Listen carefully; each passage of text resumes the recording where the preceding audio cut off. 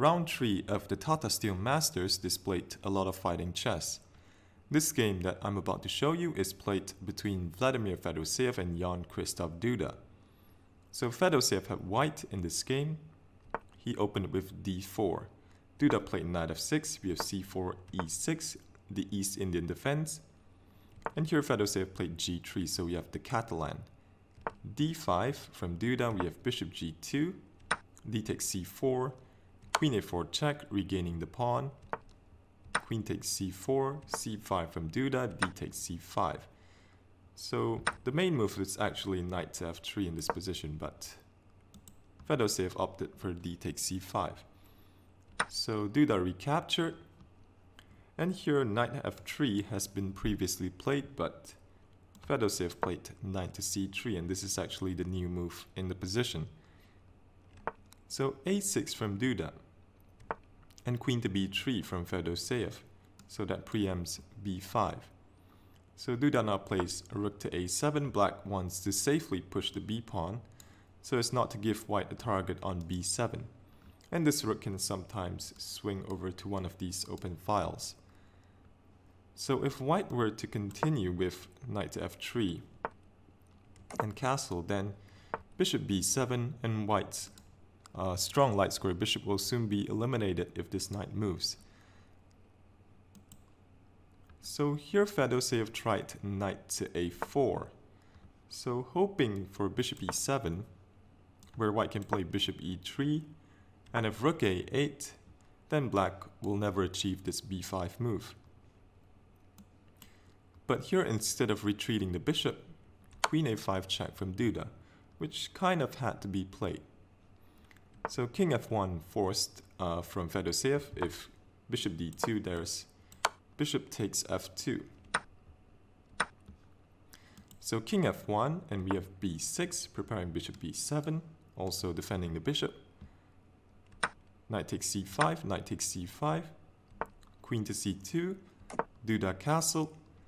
So we have an imbalanced position where white has the bishop pair, but his king cannot castle because it has already moved. And the good thing for black in this position that he is slightly ahead in development, and he can sort of eliminate the bishop pair with bishop to b7. So Duda has to be rather pleased with how the opening went. So Fedoseev played knight f3, bishop b7, bishop d2, hitting the queen, queen b5, and knight d4, attacking the queen. But not really a move that white wants to play, because this allows the bishop pair to be traded, but it had to be done in order to allow the king to seek refuge on g2. So here queen d7, we have bishop takes, rook takes b7. So queen takes b7 is also pretty interesting, hitting the rook and stopping king g2, where white would most likely meet that with knight f3. But we have rook takes b7, knight f3. So here the natural rook over to c8. White would play rook c1, and this knight is pinned at the moment. And if black plays rook b to c7, bishop f4 could be annoying. So black actually has knight b3 here, but that would exchange off a bunch of pieces.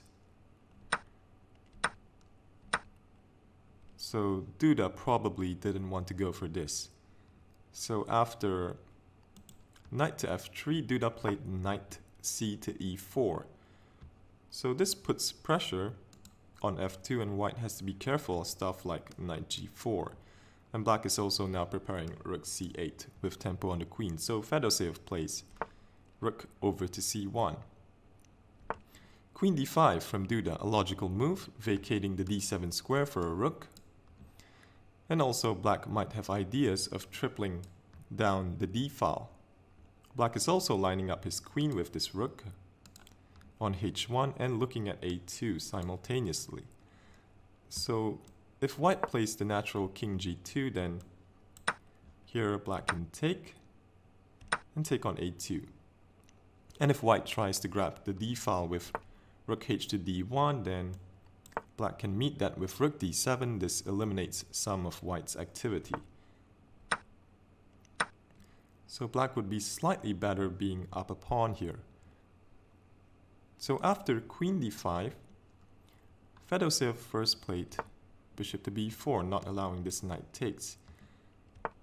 So rook to e8 instead of rook over d8, rook e8. So Duda maybe preferred this move as the rook could potentially support this e-pawn to attack the white knight. So we have king g2, queen to b5, stepping out of rook, coming to d1. So if queen takes a2, rook h to d1, and here black doesn't have rook to d7 with tempo on the queen, and white is actually threatening rook a1, which would trap the black queen. So here queen b5 played by Duda. Bishop a3. And here Duda plays h5, an interesting idea from Duda. So white should probably just go rook h to d1 and grab the open file, but maybe Fedoseev was worried about queen f5, where black has ideas of h4, and if knight takes, then there's queen takes f2. So black also has ideas of g5, g4, trying to dislodge the knight. This rook might also swing over to h8 to facilitate h4. There are many ideas for black here. So after the move h5, well, I should mention here that h4 just weakens this square. But Fedoseev played rook h to f1, so just protecting f2. So Fedoseev being a bit cautious in this position. Duda grabbed the open file with rook to d7, and Fedoseev played e3. So Fedoseev sensed the danger in this position, and he wants to trade queens with queen to c6. So with this move, the pawn on e2 is not going to be hanging. And sometimes white can try and anchor this knight on d4. So with queen c6 immediately, then black can take on e2. So you might be thinking, what happens after queen takes b6? Black can play knight d5. So white has to watch out for this knight e3 check. So let's say queen to b3. And here black can play knight f4 check. And regardless of whether white takes, rook d3 is going to give black a very strong attack. So here e3 from Fedoseev, Duda played h4. So Fedoseev could have continued with his plan of queen c6, but here he decided to grab the pawn knight takes h4, allowing Duda to play rook to d2. Queen c4 from Fedoseev. So with black having the initiative, you might not want to trade queens in this position, but unfortunately this isn't quite possible. If queen to h4, for example, then white can play knight f3, kicking back the black rook, and black loses the initiative. So here Duda traded queens, and he played b5, and this is a good move. White wants to keep watch of this knight to stop knight to g4. So here rook to d4, trying to maintain an attack on this knight and also initiating a rook trade, but Duda declines the trade. Rook c2.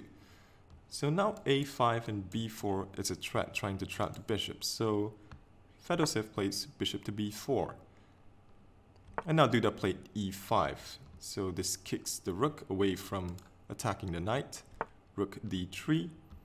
And now black can play knight to g4, but Duda first cashes in on the pawn. Rook takes b2. a3 from Fedoseev, knight to g4. Bishop e1, defending the f2 pawn. But here Duda plays rook to c8, bringing in rook number 2.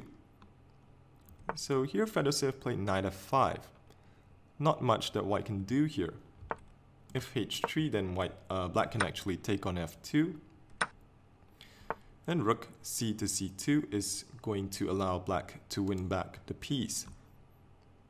So Fedoseev played knight f5, threatening knight e7.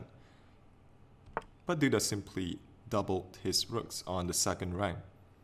Rook d8 check from Fedoseev, king h7. and king to h3, stepping out of the pin. But here Duda just took the pawn, king h4. And it was in this position that Fedoseev resigned, because he realized that he had just walked directly into a mating net. So the continuation for black is g5 check, king h5, knight to f6 check, king takes g5, knight 2 to e4 check, and rook takes h2 mate. An impressive victory from Duda. He bounces back from the unexpected loss against Van Forest in the previous round. So in the other games, Ding managed to beat Van Forest, and Nepo managed to defeat Kramnik. Thanks for watching and see you in the next video.